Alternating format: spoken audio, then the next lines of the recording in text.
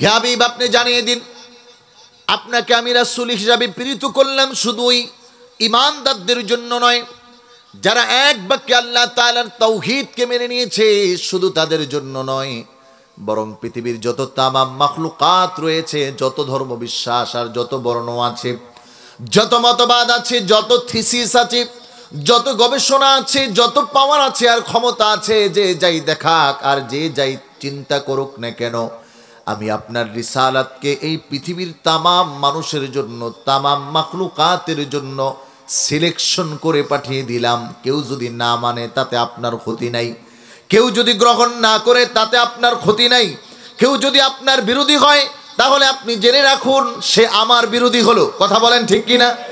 যেই মানুষগুলো আল্লাহর হাবিব মুহাম্মদ সাল্লাল্লাহু আলাইহি ওয়াসাল্লামের কাছের ছিলেন, আপন ছিলেন, প্রিয় ছিলেন, যাদেরকে 40 বছর পর্যন্ত রাসূল একবারের জন্য কালিমার দাওয়াত দেয় নাই, তাওহীদের দাওয়াত দেয় নাই, কোনো দিনের জন্য নামাজের কথা বলেন নাই, কোনো দিনের জন্য বলেন নাই মানুষের অধিকারের কথা, কোনো দিনের জন্য বলেন নাই যে ঠিক আছে তোমরা আর গায়রুল্লাহর ইবাদত করো না।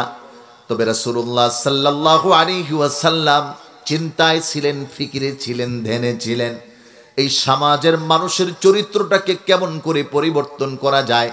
যেই মানুষগুলো আপন বাবার সম্মান বলতে কিছু বুঝে না, আপন মায়ের সম্মান বলতে কিছু বুঝে না, যেই মানুষগুলো সমাজের এতিম গরিব মানুষের অধিকার বলতে কিছু বুঝেন না, এই মানুষগুলোকে কেমন করে পিউরিটি দেওয়া যায়, কেমন করে পরিবর্তন করা যায়, কেমন করে চরিত্রের সংশোধন হওয়া যায়, আল্লাহর হাবিবের ফিকির ছিল। আল্লাহ রাব্বুল আলামিন হেরা গুহার মাঝে বিশ্বনবী মুহাম্মদ সাল্লাল্লাহু আলাইহি ওয়াসাল্লামের কাছে একখানা গ্রন্থ পাঠালেন, বাণী পাঠালেন, মেসেজ পাঠালেন, তথ্য পাঠালেন, শিক্ষা দেওয়ার জন্য সংবিধান দিলেন।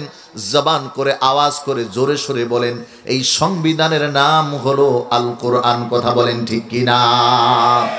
আমার ভাইরা, আমার বন্ধুরা, তার মানে যতক্ষণ এই পৃথিবীর মাঝে কোরআনুল কারীমের বিধান ছিল না, নীতি ছিল না, আদর্শ ছিল না, আল্লাহ রাব্বুল আলামিনের পক্ষ থেকে প্রেরিত কোনো আদব ছিল না, দেখানো কোনো পন্থা ছিল না, মানুষের পন্থা দিয়ে চলেছে, মানুষের মতো করে চলেছে, ততক্ষণ পর্যন্ত পৃথিবীর সমাজ ব্যবস্থায় শান্তির চিন্তা করা যায় নাই। গোত্রে গোত্রে দ্বন্দ্ব ছিল, ইভেন কি এক একটি দ্বন্দ্ব 40 বছর পর্যন্ত চলেছে, তারপরেও এটা শেষ হয় না, সমাপ্তি হয় না, কারণ তাদের মাঝে কোরআন কারীমের মতো একটি তথ্য, একটি উপাত্ত, একটি সংবিধান নাই। আজকে আমাদের দুর্ভাগ্য, সমস্ত পৃথিবীতে মুসলিম জাতির উপর নির্যাতন হওয়ার সবচেয়ে বড় কারণ আমরা কোরআন ভুলে গেছি। কথা বলেন, আরো জোরে বলেন। এখনো যারা কোরআনের আইনকে ধরে নিয়েছে ওদের বুকের উপর গুলি চলে বটে, তবে ঈমান যায় না। যা শরীর থেকে হাত ঝরে যায় বোমার আঘাতে, ঈমান যায় না, জানে এখনই হয়তো বোমা পড়ে আমার জীবনটা নাশ হয়ে যাবে, তারপরেও তারা ঈমান ছাড়ে না। এর সবচেয়ে বড় কারণ হলো তাদের কাছে রাষ্ট্র, ক্ষমতা, পাওয়ার, ব্যক্তি সবকিছুর চেয়ে একটাই জিনিস দামি, সেটা হলো আল কোরআন। কথা বলেন ঠিক কিনা? আমাদের কাছে এটার বড় অভাব। এজন্য প্রিয় ভাইরা আমার, কোরআনুল কারীম আমাদেরকে তথ্য দেয়, আল্লাহর হাবিব বিশ্বনবী মুহাম্মদ সাল্লাল্লাহু আলাইহি ওয়াসাল্লাম জাবালে আবু কুবাইসে উঠে ডাক দিলেন, ইয়া সাব্বাহা, হে মক্কার মানুষগুলো আসো। মক্কার সব মানুষগুলো আসলেন, যারা আসতে পারেন নাই তারা প্রতিনিধি পাঠালেন। রাসূলুল্লাহ সাল্লাল্লাহু আলাইহি ওয়াসাল্লাম বললেন, আমি যদি বলি পাহাড়ের পাদদেশ থেকে শত্রু এসে তোমাদেরকে আক্রমণ করবে, এখনই শত্রু অপেক্ষা করছে, আমার এই কথা তোমরা বিশ্বাস করবে কিনা? সব মক্কার মানুষগুলো বলল, তুমি তো আল আমিন, কোনো দিনের জন্য, এক সেকেন্ডের জন্য মিথ্যা বলো নাই, কেন বিশ্বাস করব না? ওই রাসূলুল্লাহ পরক্ষণেই বললেন, একটা মিনিট পার না হতেই বললেন, শোনো আমি বলছি, যারা এই কোরআন দিয়ে জীবন গঠন করবে না, ওই মানুষটা আল্লাহ তাআলার কাছে প্রিয় হবে না, তার কোনো দাম থাকবে না। যেই মানুষটা এক আল্লাহ তাআলার তাওহীদের উপর ঈমান আনবে না, এই মানুষটা মানুষ হিসেবে পরিগণিত হবে না। যেই মানুষটা এক আল্লাহ তাআলার উপর ঈমান আনয়ন করবে, ওই মানুষটা সফলকাম হয়ে যাবে। এই কথা বলতে দেরি, কিন্তু নবীর আপন মানুষগুলো নবীর বিরোধী দলে যাইতে দেরি নাই। কথা বলেন ঠিক কিনা? এখন দেখা যায় কোরআনের কথা বললে অনেকেই ভালো লাগে না, কারণ কোরআনে তো চোরের বিরুদ্ধে কথা। যে চুরি করে কোরআনের কথা বললে তো তার বিরুদ্ধে চলে যাবে অটোমেটিক। কথা কোন ঠিক কিনা? যেমন যে চুরি করে চুরির কথা বললে তো তার খারাপ লাগবে, যে ডাকাতি করে ডাকাতের কথা বললে তার খারাপ লাগবে, লাগবে না? যে বোনের অধিকার মারে, যখন বোনের অধিকার নিয়ে আলোচনা করা হবে তখন তার ভালো লাগবে না। হাজী সাহেব হওয়ার পরও বলবে হুজুরের কথাগুলো ঠিক নেই। কথা কোন না? কারণ সে তো বোনের অধিকার মারতেছে। এরকম হাজী সাহেব আর গাজী সাহেব আমাদের রাষ্ট্রে আছে না নাই? পৃথিবীতে আছে না নাই? অভাব নাই। কিন্তু মনে রাখতে হবে, যতক্ষণ পর্যন্ত কোন রকম প্রশ্ন ছাড়া, কোন রকম চিন্তা ছাড়া, কোন রকম গবেষণা ছাড়া আপনি এই কোরআন আর কোরআনের আইনকে মেনে নিতে না পারবেন, অতক্ষণ নামে মুসলমান হবেন, কিয়ামত হওয়া সম্ভব। আপনি মুসলমানের খাতায় আল্লাহর কাঠগড়ায় নাম লেখাতে পারবেন না, পারবেন না, পারবেন না। কথা বলেন ঠিকই? এই জন্য ইমানের পরে দরকার আদব। কি দরকার ভাই? আদব না থাকলে এই মানুষটারে দিয়ে কোনো কাজ হয় না। আর আবু জাহেল সবচেয়ে বড় বেয়াদব ছিল। আদব ছিল না, অভাব ছিল এটা। এজন্য আমি সূরা হুজুরাতের আলোচনা নিয়ে আসলাম। আপনাদের খারাপ লাগতেছে? কারা কারা ঘুমাচ্ছেন দুই হাত উঁচু করুন।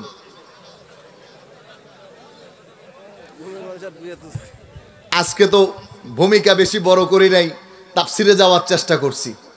দেখলাম আপনারা ঠিকঠাক আছেন কিনা, দেখলাম না অনেকেই নাই। আবেগে কোন দিক চলে গেছে ঠিক ঠিকানা নাই। আল্লাহু আকবার। গতকালকে তাফসির ছিল আমার সেই কিশোরগঞ্জ করিমগঞ্জে। রাত্রে 2:45 তাফসির ছাড়লাম। এক টানা প্রায় 3 ঘন্টা প্লাস। লোকজন যায় না, কয় হুজুর আমরা যাইতে রাজি না।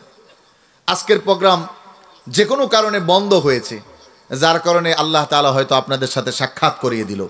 সম্মানিত হাজিরিন, যাই হোক, আমাদের সবচেয়ে বড় বিষয় হলো ঈমান। বড় বিষয় কি? মনে করেন আমি রাষ্ট্রনায়ক হলাম কিন্তু আমার ঈমানের গ্যাপ আছে। ধরেন আমি বিল ক্লিনটন হয়ে গেলাম কিন্তু আমার ঈমানের গ্যাপ আছে। ধরেন আপনি জো বাইডেন প্রেসিডেন্টের দায়িত্ব পাইলেন কিন্তু আপনার ঈমানের গ্যাপ আছে। ধরেন আপনি ফেরাউনের মতো রাজত্ব পাইলেন কিন্তু আপনার ঈমান নাই, লাভ আছে? জোরে বলুন, লাভ আছে? আপনার চাইরানারও দাম নাই। এজন্য আমার প্রিয় ভাইরা, আমার বন্ধুরা, কুরআনুল কারীমের মধ্যে আল্লাহ রাব্বুল আলামিন তথ্য দেন, তাব্বাত ইয়াদা আবি লাহাবিন ওয়া তাব মা আগনা আনহু মালুহু ওয়া মা কাসাব সায়াসলা নারান যাতা লাহাবিন ওয়া ইমরাআতু হাম্মালাতাল হাতাব في جيدها حبل من مسد। বলেন আল্লাহু আকবার। আমার প্রিয় ভাইরা, আমার বন্ধুরা, রাসূলের কথা শুনে নবীজির আপন বেয়াই বলল, তাব্বাল্লাকা ইয়া মুহাম্মদ, তুমি এই কথা বলার জন্য বুঝি ডাকছ? আমাদের দেশে আজকে দুঃখ ভরে বলতে হয়, এমন অনেক জায়গায় পাওয়া যায় মুসলমানের ঘরে জন্ম, মুসলমানিত্ব পরিচয় দেয়, কিন্তু তার কাছে কোরআন, ইসলাম, ঈমান, তাফসির মাহফিল ভালো লাগে না। বুঝতে হবে এই মানুষটার মধ্যে ঈমানের ঘাটতি আছে। কথা কোন ঠিক কিনা? এই জন্য আল্লাহ রাব্বুল আলামিন কোরআনুল কারীমের সূরা হুজুরাত ডাক দেন, ইয়া আইয়ুহাল্লাযীনা আমানু লা তুকদ্দিমু বাইনা ইয়াদাইল্লাহি ওয়া রাসূল। হে আমার ঈমানদাররা শোনো, ওহে যারা ঈমানদার, যারা ঈমান এনেছ, এই জন্য ঈমানের 7টা শাখাকে পরিপূর্ণ মানতে হয়। আমার বুঝে আসুক আর না আসুক, আমার দিমাগে ধরুক আর না ধরুক, আমার মতো হোক আর না হোক, কিন্তু আমাকে মানতে হবে। 1 নম্বরে আমানতু বিল্লাহি ওয়া মালাইকাতিহি ওয়া কুতুবিহি ওয়া রাসূলিহি ওয়াল ইয়াউমিল আখিরি ওয়াল কদরি খাইরিহি ওয়া শাররিহি মিনাল্লাহি তাআলা ওয়াল বাসি বাদাল মাউত। এই 7টা বিষয়ের উপর পরিপূর্ণ ঈমান আনা। এতে এক বিন্দু পরিমাণ যদি কারো গ্যাপ থাকে তাহলে ওই ঈমানটা আল্লাহ তাআলার কাছে এক কিঞ্চিত কবুল হবে না। এজন্য ইমানদাররা এই 7টা বিষয় মানার পরে হয় ইমানদার। এই ইমানদারদেরকে আল্লাহ তাআলা ডাক দিয়েছেন, ইয়া আইয়ুহাল্লাযীনা আমানু লা তুকদ্দিমু বাইনা ইয়াদাইল্লাহি ওয়া রাসূল, সাবধান তোমাদের জীবনের কোনো বিষয় যেন কথা বাথা চলা ফেরা উঠা বসা লেনদেন ব্যবসা বাণিজ্য চাকরি বাকরি কোনো কিছু যেন আল্লাহ এবং আল্লাহর রাসূলের আগে না চলে যায়, আল্লাহ এবং আল্লাহর রাসূলের বিরুদ্ধে না চলে যায়, আল্লাহ এবং আল্লাহর রাসূলের মত না হয়ে যায়, এটা তোমরা সচেতন থাকবা। কারণ এই কথা কোনো বেঈমানের কাছে দাম নাই, কারণ ও তো ইমানদার না। এজন্য আল্লাহ তাআলার এই ওয়াজ ইমানদারদের জন্য। আমি এখন একটু জানতে চাই, আমরা কি পরিপূর্ণ ইমানদার? কি বলেন? অনেকেই বলে জি, অনেকেই বলে না। অন্তত মুখে বিশ্বাস করে তো ইমান আনছি, বাকি গ্যাপ আছে। ইমানের 3টি শর্ত: তাকরার বিল লিসান, তাসদিক বিল জানান, আমাল বিল আরকান, তাসদিক বিল জানান। এই জবানে বলতে হয়, আবার দিলে বিশ্বাস করতে হয়, ওইটা আবার কাজে পরিণত করতে হয়। যেমন আপনি বললেন সুদ খাওয়া হারাম, দিলেও বিশ্বাস করলেন, কিন্তু কাজে যায় নিজে সুদ খাইলেন, তাহলে ইমানদার হলেন? আবার জবানে বললেন যে না ঠিক আছে ওয়াজ মাহফিল চলা দরকার, কিন্তু দিলে ভিতরে ভিতরে মনে মনে এই নিয়ত যে না হলেই ভালো হয়, তাহলে আপনি ইমানদার হতে পারলেন? তাহলে জবানে যা বলা, দিলে তা বিশ্বাস করা, অনুরূপ ওই আমলের মাধ্যমে তা বাস্তবায়ন করার নাম হলো মুমিন, ইমানদার। আর এই মুমিনরা, এই ইমানদাররা 7টি অদৃশ্য বিষয়কে মানে। আল্লাহ তাআলা তাদেরকে বলতেছে লা তুকদ্দিম, সাবধান। শুধু কালিমা পড়ে ঈমান আনার পরেই তোমার কাজ শেষ নয়, শুধু মুসলমান দাবি করার পরেই তোমার কাজ শেষ নয়, বরং তোমার ঈমানের পরিচয় দিতে হবে তোমার কাজে, তোমার কর্মে, তোমার চলা, তোমার ফিরা, তোমার উঠা, তোমার বসা, তোমার লেনদেন, তোমার বিবাহ শাদী, তোমার রাজনীতি, তোমার দেশ, তোমার পৌরনীতি, তোমার বৈশ্বিক ব্যবস্থা, সবকিছু যেন আল্লাহ এবং আল্লাহ রাসূলের পক্ষে হয়, বিপক্ষে না হয়। তাহলে যদি বিপক্ষে হয়ে যায়, তাহলে ঈমানের দাবি তুমি সত্যবাদী। প্রিয় ভাইরা আমার, আপনি আমিও তো ইমানদার, কিন্তু আমাদের ইমানের পাওয়ার কতটুকু? আর যদি একজন মহিয়সী নারীর কথা চিন্তা করি, হযরতে খাদিজাতুল কুবরা রাদিয়াল্লাহু তাআলা আনহা, তিনিও একজন ইমানদার, তার ইমানের পাওয়ার কতটুকু? অনুরূপভাবে যদি বলি, বদরের প্রান্তরে হযরতে মুআজ এবং মুআওয়াজ রাদিয়াল্লাহু তাআলা আনহুমা, একজনের বছর 8 বছর, আরেকজনের বছর 9।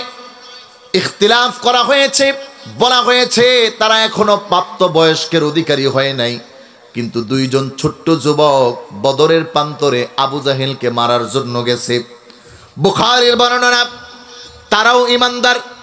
হযরতে আবু হুরায়রা রাদিয়াল্লাহু তাআলা আনহু থেকে হাদিস বর্ণনা এসেছে, তিনি বলেন আল্লাহর হাবিব মুহাম্মদ সাল্লাল্লাহু আলাইহি ওয়াসাল্লাম যখন দিন কায়েমের জন্য, দিন প্রতিষ্ঠার জন্য বদরের প্রান্তরে কাফেরদের সাথে যুদ্ধের ময়দানে সামনাসামনি হলেন, যুদ্ধ চলাকালীন সময়ে দুইজন যুবক, নাম মুআজ এবং মুআওয়াজ রাদিয়াল্লাহু তাআলা আনহুমা, দুইজন যুবক আব্দুর রহমান ইবনে আউফ রাদিয়াল্লাহু তাআলা আনহুকে ডাক দেয়।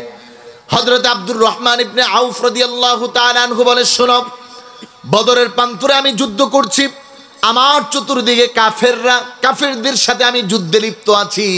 হঠাৎ করে ডান দিক থেকে একজন যুবক এসে প্রশ্ন করে, আরিনি আবা জাহলিন ইয়া আম, হে চাচা, আপনি কি আবু জাহেলকে দেখেছেন?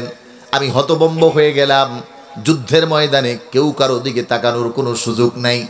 প্রশ্ন করা হলো, চাচা আবু জাহেলকে চিনেন? আমি বললাম, আবু জাহেলকে দিয়ে তুমি কি করবে? কেন আবু জাহেলকে খুঁজছ? ওই ছোট্ট যুবক বলে, হে চাচা শুনে রাখো, ঘর থেকে ওয়াদা করে এসেছি, যতক্ষণ পর্যন্ত ওই আবু জাহেলকে কতল না করতে পারবো, ততক্ষণ পর্যন্ত বদরের ময়দান থেকে বাড়ি ফিরে যাব না।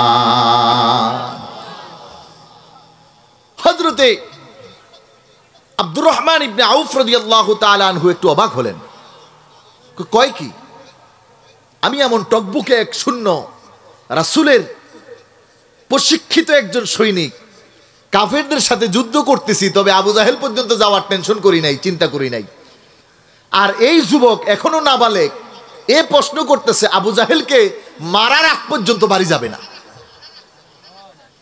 প্রিয় ভাইরা আমার, মা বোনেরা আমার, খেয়াল করুন, আব্দুর রহমান ইবনে আউফ রাদিয়াল্লাহু তাআলা আনহু বলেন, ডানের যুবকের কথা শেষ না হতেই বাম পাশ থেকে আরেক যুবক, খেয়াল করে দেখলাম এটাও ছোট, 8-9 বছরের হবে, বলতেছে, ইয়া আরিনি আবা জাহলিন, হে আমার প্রিয় চাচা, আপনি কি আবু জাহেলকে দেখেছেন? প্রশ্ন করা হলো লিমাজা, কেন?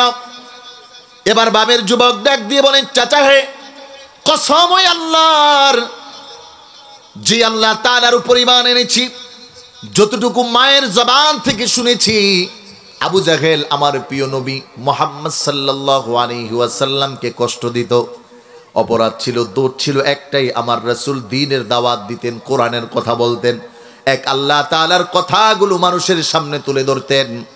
যখন থেকে শুনেছি তখন থেকে হৃদয়ে বড় আঘাত আর কষ্ট ছিল। নিয়ত করেছি যদি কোনোদিন সুযোগ পেয়ে যাই তাহলে তার গর্দানটা মাটিতে ফালিয়ে দিব।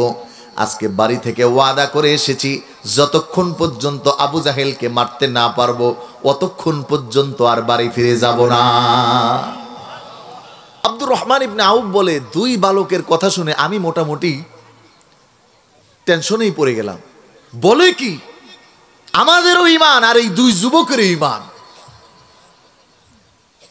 আর বদরের মাঠে আসার জন্য তাদের যে ইতিহাস হাদিসে বর্ণনা করে, ছোট বালক রাসূলুল্লাহ সিরিয়াল ধরালেন, লাইন ধরালেন, বদরের মাঠে কাকে নিবে আর কাকে নিবে না। তো 2 ভাইয়ের মধ্যে বড় ভাই একটু উঁচা, ছোট ভাই একটু বাড়ে, কিন্তু কৌশলগত দিক থেকে ছোট ভাই ভালো। 2 জন গেছে, রাসূলের লাইনে দাঁড়াইছে, একজন টিকছে আরেকজন টিকে নাই। রাসূলুল্লাহ সাল্লাল্লাহু আলাইহি ওয়াসাল্লাম খেয়াল করে দেখে যে 2 ভাই বুড়ি আঙ্গুলের উপর ভর করে দাঁড়িয়ে আছে, যেন একটু ওসা দেখা যায়। নবী প্রশ্ন করলেন, এরকম করছো কেন? বলে, ইয়া রাসূলুল্লাহ, আমরা শপথ করে এসেছি, মাঠ থেকে বিদায় নিয়ে এসেছি, আমরা দ্বীনের জন্য, কোরআনের জন্য বদর প্রান্তরে আমাদের জীবন বিলীন করতে চাই। হয়তো আমরা শহীদ হব, নয়তো গাজীর বেশে বাড়িতে আসব, তবে টার্গেট কিন্তু বড়টা। রাসূলুল্লাহ টার্গেট হলো আবু জাহেল। ঈমানের জোশ আর নূর যার কলবে থাকে, ওই মানুষটার কাছে পৃথিবীর তামাম কিছু তুচ্ছ। ঈমান সবচেয়ে বড়, ঈমান সবচেয়ে বড়, ঈমান সবচেয়ে বড়।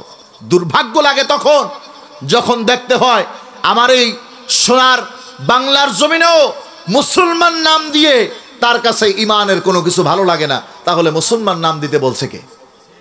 কথা বলেন না। মুসলমান পরিচয় দেওয়া দরকার নাই, মুসলমান আপনি পরিচয় না দিয়ে থাকেন তাই ভালো।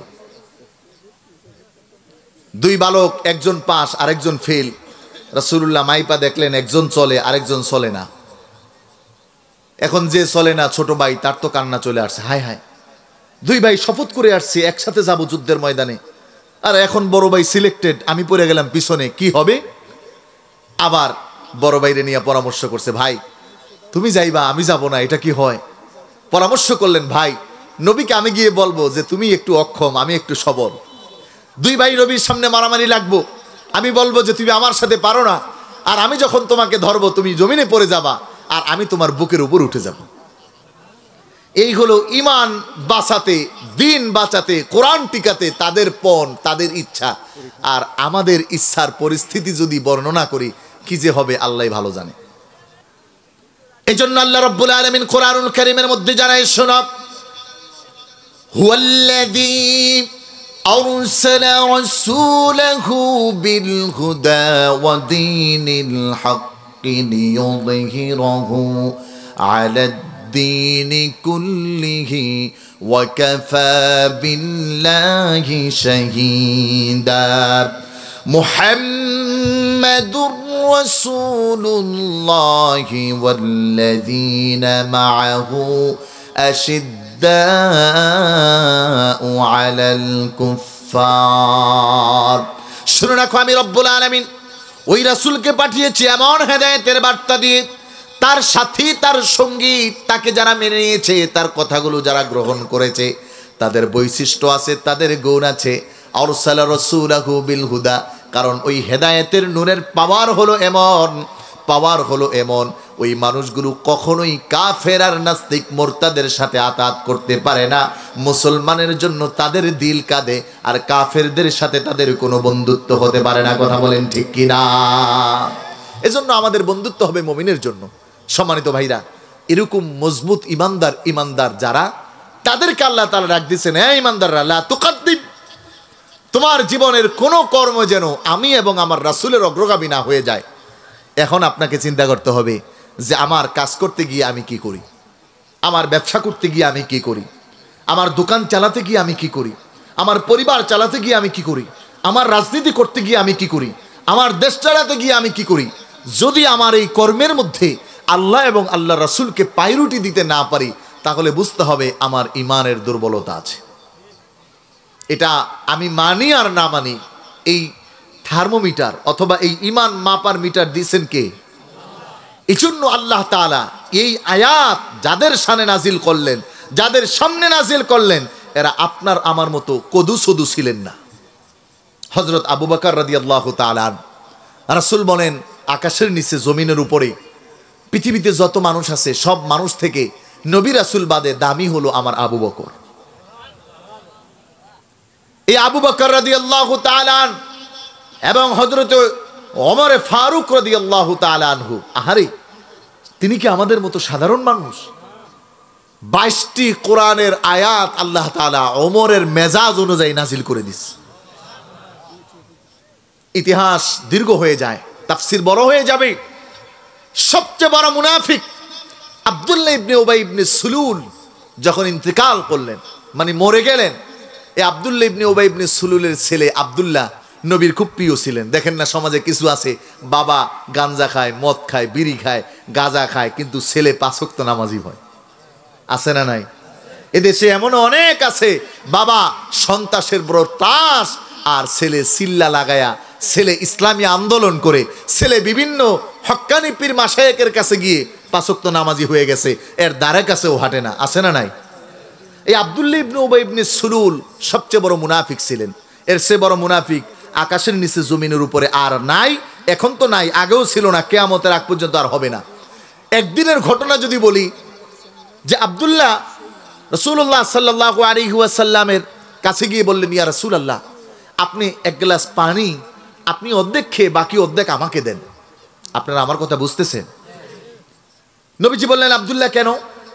বলি, ইয়া রাসূলুল্লাহ, আমার একটা আশা আছে। কি আশা? বলে, আপনার মুখের খাবারের শেষের যেই পানিটুকু থাকবে, মানে আপনি খাওয়ার পরে যেই পানিটা থাকবে, এই পানিটা আমি আমার বাবাকে নিয়ে খাওয়াবো।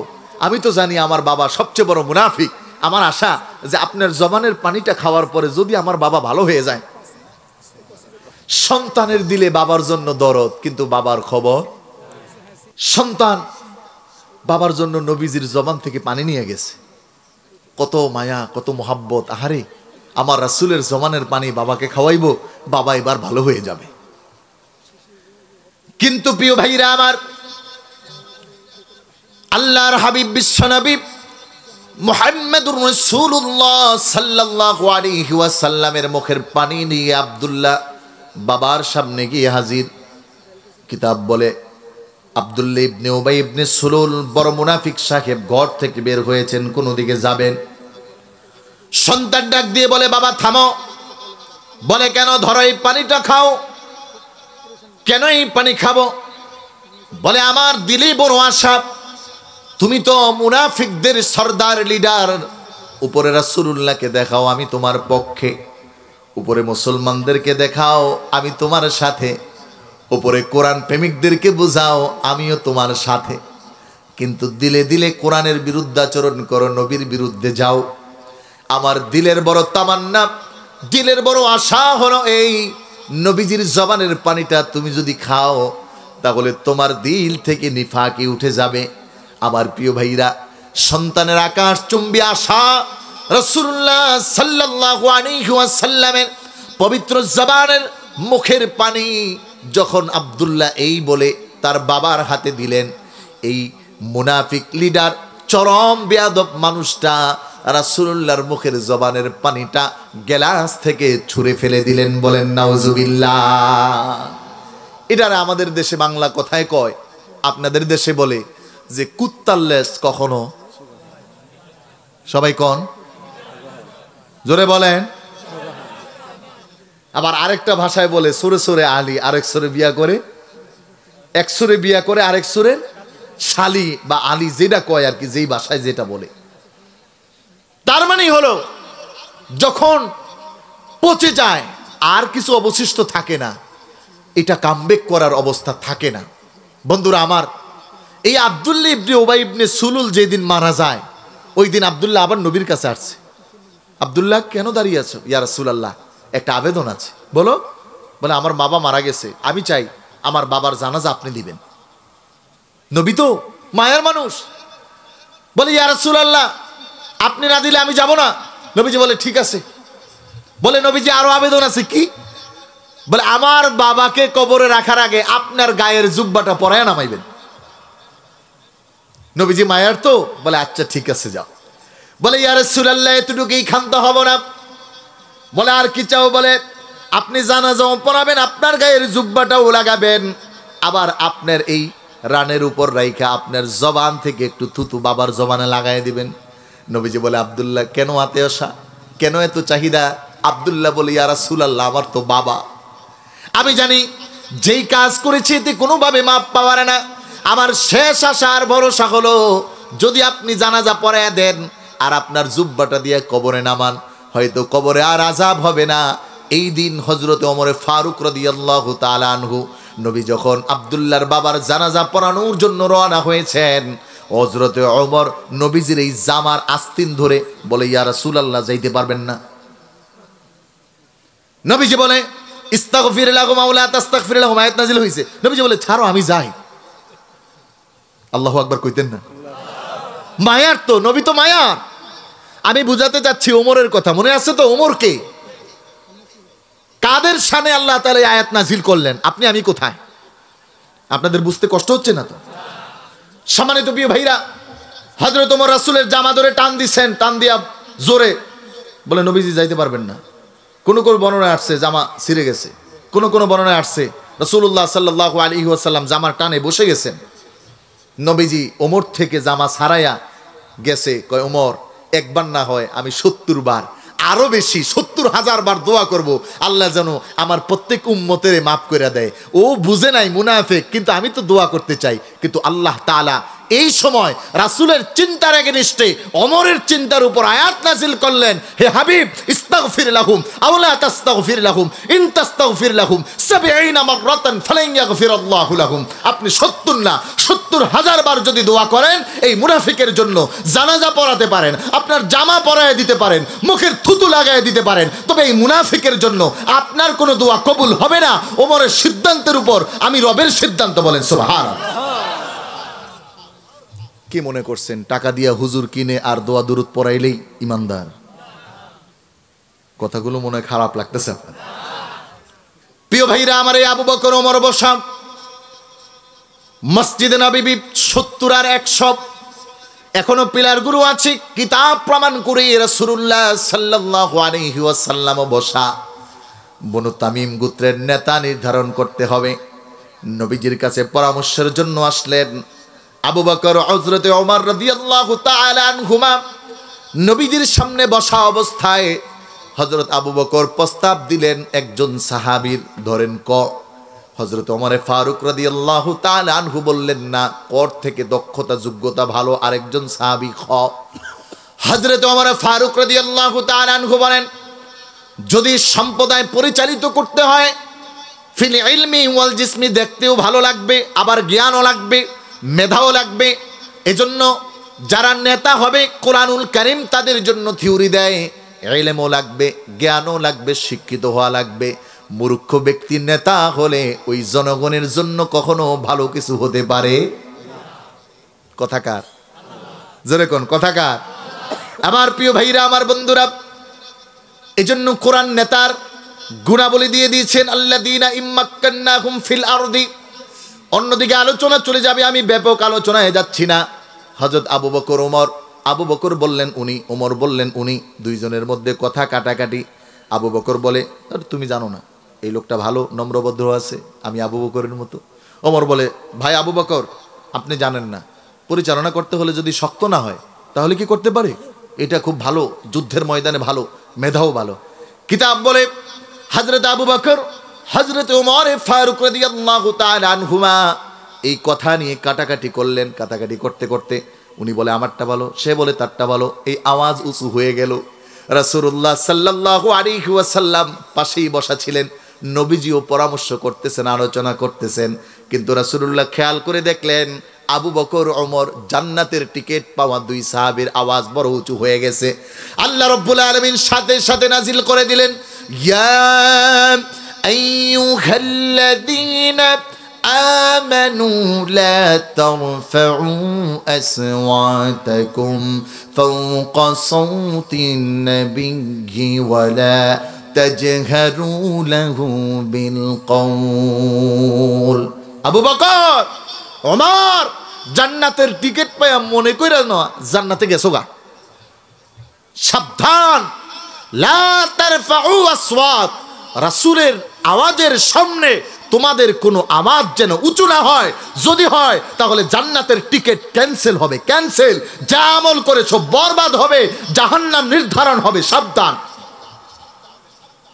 এবার আপনি আমি একটু চিন্তা করেন, কোথায় আবু বকর, কোথায় ওমর, আর কোথায় আমরা? আমরা তো এখন মোটামুটি আমার লগে না মিললেই আর কোরআনের কথা মানি না, হুজুরের কথা মানি না, আলেমের কথাও মানি না। তখন কি দূর হুজুর এমন বলে? সত্য না মিথ্যা? জোরে বলে। উদাহরণ দিলে সহজ হবে। এলাকায় গায়ে হলুদের অনুষ্ঠান হয় কি হয়নি? জায়েজ। হুজুররা এত ওয়াজ করে, এত বুঝায়, তারপর আপনি মানেন? ওই যে মনে করেন যে আরে হুজুর এমন বলে। প্রিয় ভাইরা আমার, কথাগুলো পছন্দ না হলেও শুনেন। ঈমান এটা এমন এক জিনিস, রাসূল বলেন এর জন্য রাত দিন 24 ঘন্টা আমল কইরা যাইতে হবে তা না। ছোট্ট বুখারীর হাদিস আপনাদেরকে শোনাই। সারা জিন্দেগি ভর মহিলা জিনা করেছে, বেশ্যা, প্রস্টিটিউশনের কর্মী আমরা যাদেরকে বলি, সারা জীবনে অপরাধ করেছে। শুধুমাত্র একটা বিড়াল ছানাকে পানি খাওয়ানোর কারণে আল্লাহ তাআলা মাফ করে দিছে। পারফেক্ট টাইমে ঈমানের পরিচয় দিয়েছে। এজন্য প্রিয় বন্ধুরা আমার, আপনার আমার জন্য সতর্কবাণী, লা তারফা। আমার জীবনের কোনো কাজ যেন আল্লাহ এবং আল্লাহ রাসূলের অগ্রগামী না হয়ে যায়, উপরে না চলে যায়। এটা যেন এমন না হয় যে আল্লাহ এবং আল্লাহ রাসূল যা বলেছে তার সে আমি বেশি বুঝি, আমার দল বেশি বুঝে, আমার নেতা বেশি বুঝে, আমার বিজ্ঞানী বেশি বুঝে, আমার পণ্ডিতরা বেশি বুঝে। এই চিন্তা যদি আসে তাহলে আল্লাহর কসম আমি আপনাকে বলতে পারি, কোরআনের এই আয়াতের মাধ্যমে আপনার ঈমানের ঘাটতি আছে। এই ঈমান দিয়ে পুলসিরাতের পার কতটুকু পার হতে পারবেন তা সন্দেহ আছে। এজন্য আমাদেরকে আমাদের জীবনের প্রত্যেকটি ব্যাপারে প্রায়োরিটি দিতে হবে আল্লাহ এবং আল্লাহর রাসূলকে। পারবেন? সবাই পারবেন ইনশাআল্লাহ? হাত তুলে দেখান তো কারা কারা পারবেন। মাশাআল্লাহ, একটু লাড়াচাড়া দেন। নারায়ে তাকবীর, নারায়ে তাকবীর। আল কোরআনের আলো, আল হাদিসের আলো, কোরআন হাদিস যেখানে, নাস্তিকরা যেখানে, আলেম ওলামা যেখানে। হাত নামান। আসেন? আসলে আসেননি? আল্লাহু আকবার।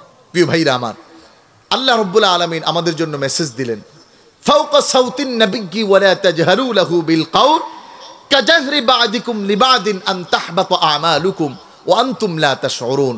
তোমাদের আমলগুলো বরবাদ হবে, তোমরা বুঝতেও পারবা না, টেরও পাইবা না। নামাজ পড়ছো, পরকালে যায় দেখবা খাতা শূন্য। কিরে কিছুই দিই নাই, ব্যাপার কি? পরে দেখবো কি, ও আচ্ছা, ওই যে তাফসির মাহফিল করছিল তার বিরোধিতা করছিলাম। পরে খুঁজে দেখবো, ও আচ্ছা আচ্ছা, ওই যে কোরআনুল কারীমের একটা আইন, এটা আমার দলের বিপক্ষে গেছিল তো এই জন্য আর মানি নাই। এরকম আছে না নাই? জোরে বলেন, আরো জোরে বলেন। কিন্তু ইমানদার যে, তার কাছে এটার কোনো দাম। ইন্নামাল মুমিনুনাল্লাযীনা ইযা যুকিরাল্লাহু ওয়াজিলাত কুলুবুহুম ওয়া ইযা তুলিয়াত আলাইহিম আয়াতুহু زادتهم إيمانا زادتهم إيمانا وعلى ربهم يتوكلون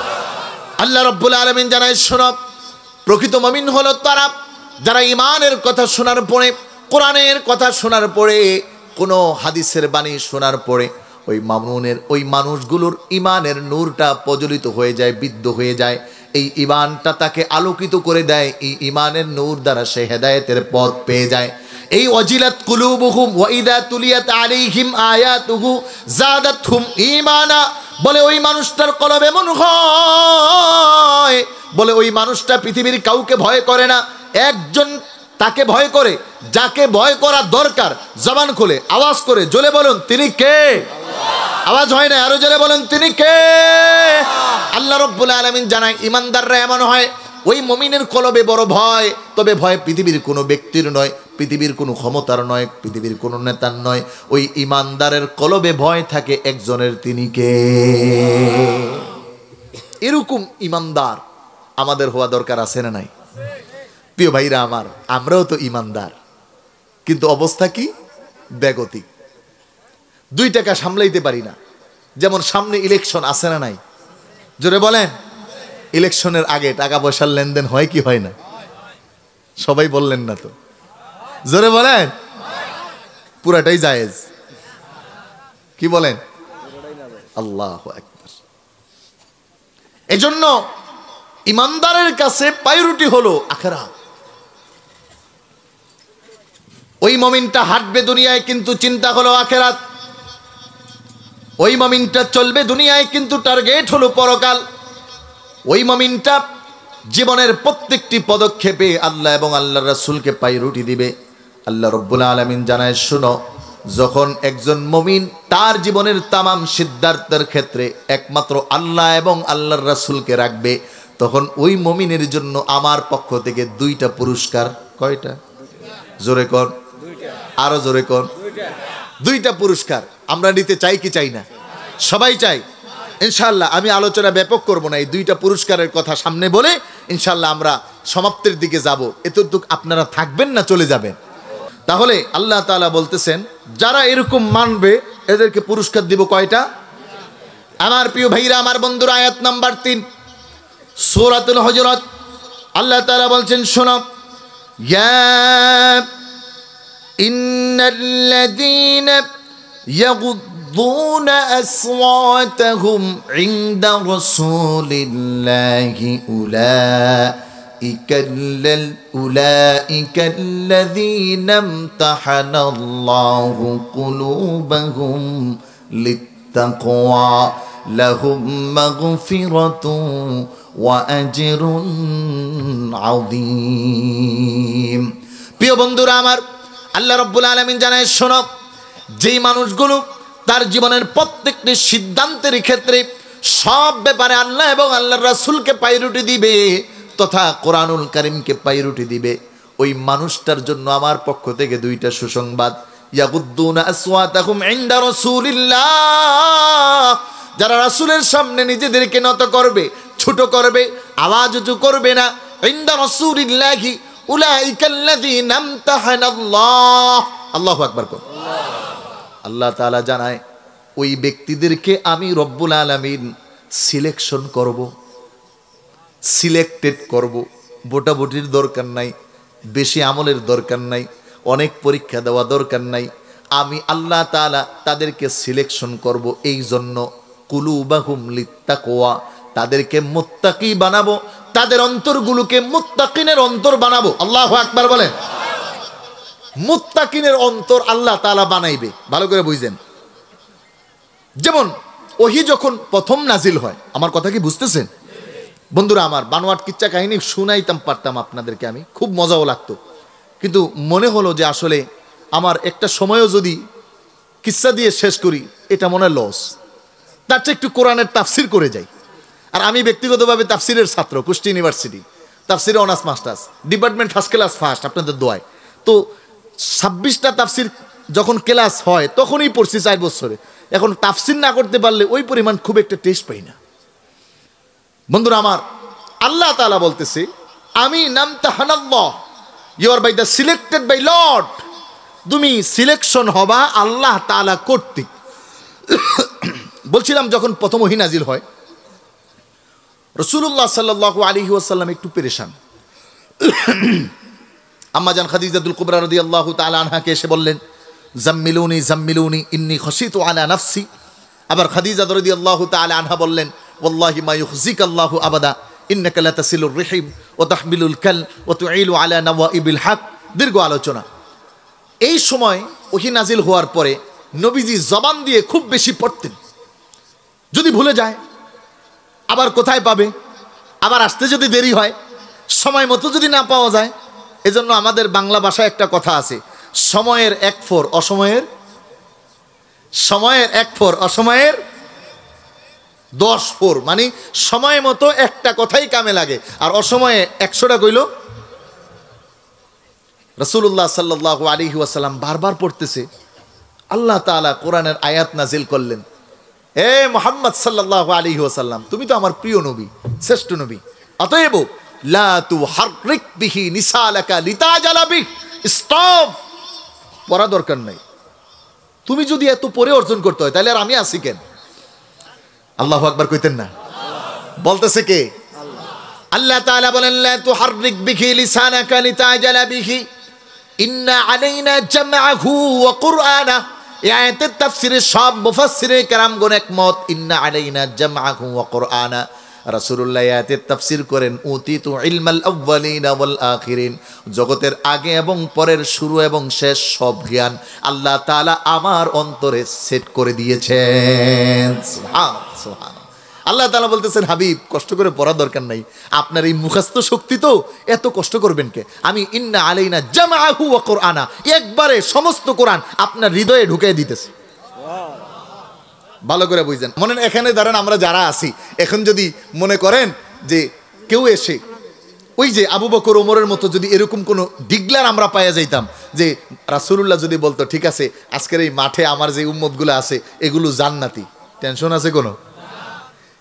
আল্লাহ তাআলা বলতেছে, শুনো, যদি আল্লাহ এবং আল্লাহ রাসূলকে প্রায়োরিটি দাও, কোরআনকে প্রায়োরিটি দাও, তাহলে মুত্তাকি হওয়ার জন্য যেই কলব দরকার, যেই আমল দরকার, যেই মেজাজ দরকার, যেই মেটার দরকার, যেমন চিন্তার দরকার, এই প্রত্যেকটা বিষয়ের দায়িত্ব আমি আল্লাহ নিয়ে যাব, তোমাকে মুত্তাকি বানায় দেব। আল্লাহু আকবার। এই কথাটাকে আপনারা কতটুকু বুঝছেন আমি জানি না, তবে আমার এই তাফসীর পড়ে মাথা হ্যাং হয়ে যাওয়ার অবস্থা। আল্লাহু আকবার। আল্লাহ তাআলা জানাচ্ছে, আরে সারা জিন্দেগি ভর নামাজ পড়ার পরেও মুত্তাকি এই ডিগলার হওয়ার কোনো সুযোগ, সারা জিন্দেগি ভর মানুষের সেবা করেও মুত্তাকি বলার সুযোগ নাই, রোজা রেখে মুত্তাকি বলার কোনো সুযোগ নাই। কিন্তু আল্লাহ তাআলা বলতেছে, শুনো, যদি তোমার চিন্তায় থাকে আমার আল্লাহ এবং আল্লাহ রাসূল আগে, আমার সব পরে, ব্যবসা পরে, সংসার পরে, ঘর পরে, রাজনীতি পরে, নেতা পরে, নেত্রী পরে, ভোটাভুটি পরে। কথা কন?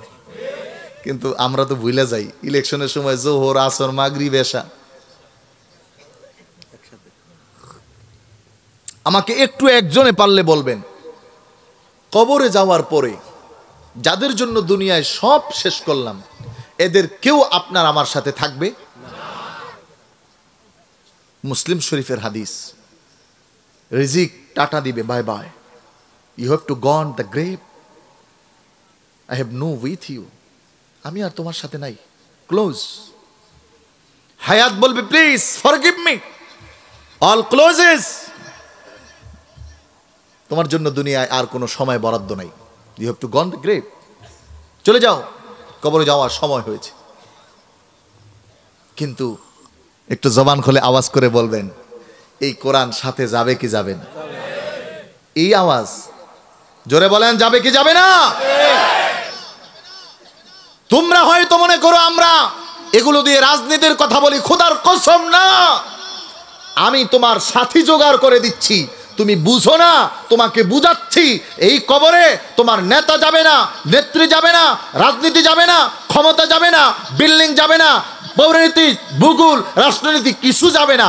আল্লাহর কসম, এই কোরআন যাবে, কোরআন তোমাকে প্রতিহত করবে, বাঁচাবে, মুনকার নাকির আসবে, তার সাথে লড়াই করবে। কথা বলেন ঠিক?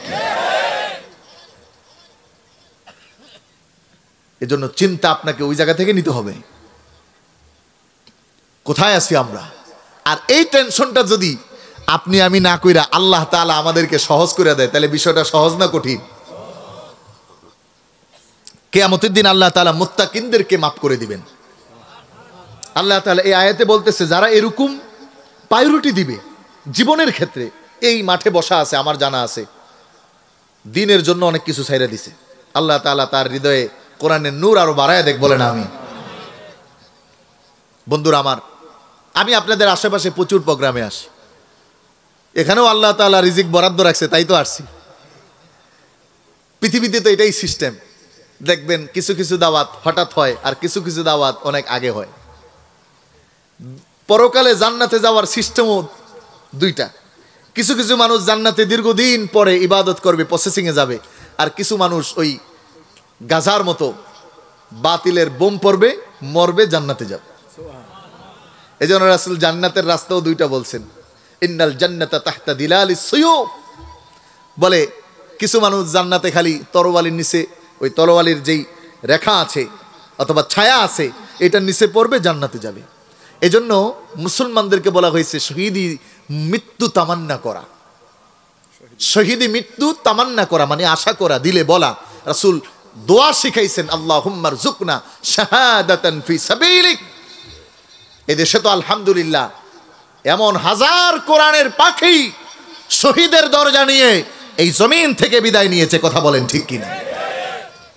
আপনি আমি বুঝি আর নামাজি, কিন্তু আল্লাহ তাআলার কাছে দাম আছে না নাই? কথা বলেন, আছে না নাই?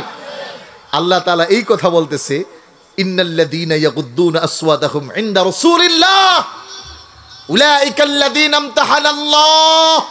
বলে যারা আল্লাহ এবং আল্লাহর রাসূলকে প্রায়োরিটি দিবে, সব ছেড়ে দিয়েছে, তবে কোরআনের বাণী, কোরআনের মধু ছড়াতে ছাড়ে। বাহিরে জেলখানায়, বাহিরে আবদ্ধখানায়, মুক্ত বাতাসে আটকানো অবস্থায়, যেভাবেই হোক কোরআনের আওয়াজ ছাড়ে। আল্লাহ তাআলা বলতেছে, নামতাহানাল্লাহ, শুনো, তোমাদের দৃষ্টিতে তুমি বুঝো না, তবে আমি এদেরকে সিলেক্টেড করেছি, এদেরকে সিলেক্টেড করেছি তাকওয়ার কলবের জন্য, মুত্তাকির কলবের জন্য, ঈমানের কলবের জন্য।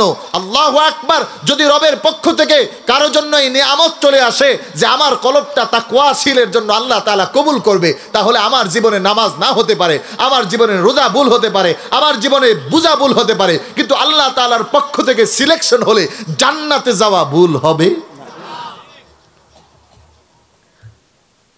এজন্য দুইটা পুরস্কারের এক নাম্বার পুরস্কার, এটার উপর ব্যাপক আলোচনা আছে, আমি যেতে পারবো না। কয়টা পর্যন্ত চলবে? ওরে মাশাআল্লাহ, কয় 12টা একটা যা চলেন, মানে হুজুর মরে যাক। আমি গতকালকে বাসায় ঢুকছি ফজরের পরে, আজকে খুব একটা ঘুম এসেছে তাও না। এরপরে আলহামদুলিল্লাহ আমার আবার একটা আলাদা খেদমতের জায়গা আছে, অফিসে গিয়েছিলাম, মানে আমার হজের লাইসেন্স আছে। সেই ওখানে যাওয়ার পরে, দেশে তো এখন এগুলো খুব 6 লাভ 2 নাম্বারিতে ভরা, আর আমাদের তো ফেস ভ্যালু। 11 বছর ধরে মাহফিল মাঠে আলোচনা করি। এই যে আমাদের আরেক হাজি সাহেব আছে, হাজি আব্দুল হান্নান সাহেব সহ, এখানে আমার খুব পরিচিত মানুষ, প্রতাপ বাজারের বড় ব্যবসায়ী, আপনারা সবাই চিনেন। হ্যাঁ, 2 নাম্বার ভরে গেছে, তবে আলহামদুলিল্লাহ আপনাদের মেহেরবানিতে ভালো মন্দ সব জায়গায় আছে। তো ওই হজের অফিসে গিয়েছিলাম, 2 জন হাজিকে নিবন্ধনের কাজ সেরে পরে আপনাদের এখানের জন্য আবার দ্রুত রওনা হইতে হয়েছে। এই জন্য শারীরিকভাবেও খুব ফিটেস না, ইতিমধ্যেই মনে হয় প্রায় 1.5 ঘন্টা 1.25 ঘন্টা কাছাকাছি হয়ে গেছে। তা আমি চেষ্টা করছি আরেকটু আপনাদেরকে নিয়ে থাকতে। আপনারা থাকবেন? কারা কারা চলে যাবেন হাত জাগান। দেখেন না, এইবার তালে ঠিক আছে, এইবার আর ঘুমায় নাই। আল্লাহু আকবার। আল্লাহ তাআলা আমাদেরকে কবুল করুক, বলুন আমিন।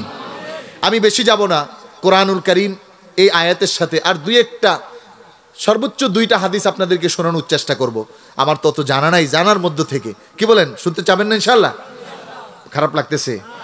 হ্যাঁ, আল্লাহ তাআলা আমাদেরকে ভালো লাগায় দেখ, বলুন আমিন। আল্লাহ তাআলা আমাদেরকে কোরআনের এই মর্ম বুঝার তৌফিক দেখ, বলুন আমিন। ভাই, আমি আমার যুবকদের জন্য একটু কথা বলি। যুবক ভাই, আপনি ভালো ইংরেজি পারেন, you are the good, more than good, and I respect to you. আপনি ভালো গণিত পারেন, ইট ইজ অলসো গুড। আপনি ভালো ভূগোল পারেন, পরিণীতি পারেন, রাষ্ট্রনীতি পারেন, সব পারেন, you are the greatest, but we have not to read the holy কোরআন। আপনি কোরআন পড়তে পারেন না, আপনার দাম জিরো। কোরআন শিখেন, কারণ কোরআনের কাছে যতক্ষণ না যাবেন আপনি এই মর্ম বুঝবেন না। দুনিয়ার তামাম জ্ঞান থাকার পরেও আমরা দেখি আলুর কেজি 60 টাকা বানায়। কথা কয় না, জোরে বলেন। সব জ্ঞান আছে, ক্ষমতা আছে, পাওয়ার আছে, টাকা আছে, বাড়ি আছে, গাড়ি আছে, তারপরেও আলুর কেজি 60 টাকা বানায়। কারণ কি? কোরআনের জ্ঞান নাই। ডাক্তার MBBS গেছে, যাওয়ার আগেই 12টা টেস্ট। কি পেটের ব্যথা, 12টা টেস্ট কেন? খবর নিয়ে দেখা গেল ডায়াগনস্টিক সেন্টারের সাথে একটা চুক্তি আছে, টেস্ট যা দিবেন 50% আপনার, 50% আমার। কথা কন, জোরে বলেন। কিসের অভাব? বলে কোরআনের কাছে যায় নাই, কোরআন শিখে নাই। এজন্য যুবকদের পায়ে হাত দিয়ে বলে যাচ্ছি, ভাই আপনি কোরআন শিখেন, সাথে অন্য কিছু শিখেন, টেনশন নেই তো। সমস্যা কি? আমরা তো মোটামুটি বাংলাদেশের এখন খালি মনে করেন আপনার ডক্টরেট বাকি আছে, তো ওইটা চাইতেছি, চেষ্টা করতেছি আজহারে যাওয়া যায় কিনা। আজহারে যদি যাওয়া যায় তাহলে তো ভালো, আর না গেলে চেষ্টা হচ্ছে। ডিগ্রি সব নিয়েছি, লস নাই, ইজ্জত কমে নাই, অর্থের কম নাই, সম্মানের কম নাই, আল্লাহর কসম।